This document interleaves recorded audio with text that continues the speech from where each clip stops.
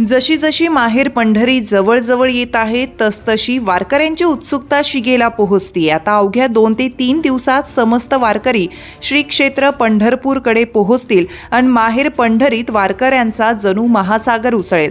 विठ्ठल भक्तीचा महापूर येईल। विठ्ठल भेटीसाठी आतुर झालेल्या वारकऱ्यांची नको विठुराया अंत आता पाहू, भेटीस तुझ्या स्फुरले रे आमुचे बाहू अशी अवस्था झाली आहे। विश्वगुरु संतश्रेष्ठ निवृत्तीनाथ महाराज यांचा आषाढी पायी पालखी सोहळा आता पंढरपूरच्या समीपी येऊन ठेपलाय। श्री क्षेत्र त्र्यंबकेश्वर येथून दिनांक 29 जून रोजी पंढरपूरकडे मार्गस्थ झालेल्या या सोहळ्यात लाखापेक्षा अधिक वारकरी विठुरामाचा जयघोष करत पायी चालत आहेत।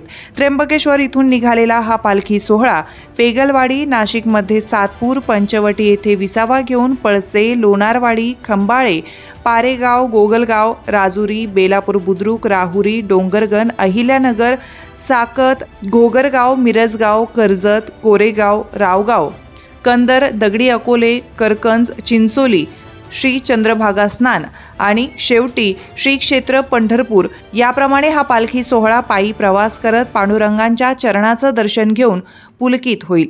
पालखी मार्गात दुपारचा विसावा, रात्रीचा मुक्काम यासह मार्गात लागलेली छोटी मोठी गावं, वाड्या, वस्त्यांवर पालखी सोहळ्याचं प्रचंड उत्साह आणि जल्लोषात स्वागत झालं। या सोहळ्यात 10 वर्षापासून तर अगदी 90पर्यंतचे स्त्री पुरुष वारकरी चालत होते। यंदा निवृत्तीनाथ दादांच्या पायी वारी सोहळ्यात वारकऱ्यांची गर्दी ताटली आहे। अवघ्या महाराष्ट्रातून वारकरी सोहळ्यात सहभागी झाले आहेत। सकळ तीर्थे निवृत्तीच्या पायी तेथे बुडी देई माझ्या मना यानुसार समस्त वारकरी निवृत्तीदादांमागे बा विठुरायाच्या चरणी लीन होण्यासाठी पंढरीला जात आहे। अवघीची या संसार सुखाचा करीनं आनंदे भरीनं तिन्ही लोके या उक्तीप्रमाणे वारकरी परपंचातून सवड काढत निवृत्तीनाथ दादांच्या पालखी सोहळ्यात आषाढीची पायी वारी करत माहेर पंढरीत जाऊन बा विठ्ठलाला भेटतात, दर्शनाने धन्य होतात।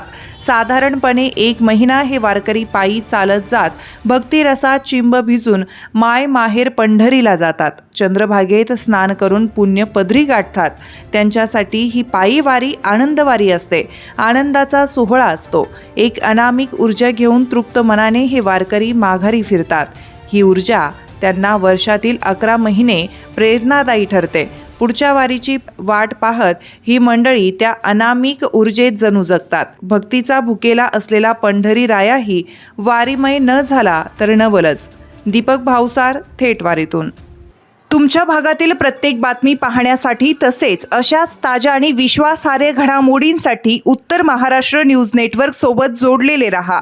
सोबतच फेसबुक, इंस्टाग्राम आणि यूट्यूबवरही आम्हाला लाईक आणि शेअर तसेच सबस्क्राईब आणि फॉलो करायला विसरू नका।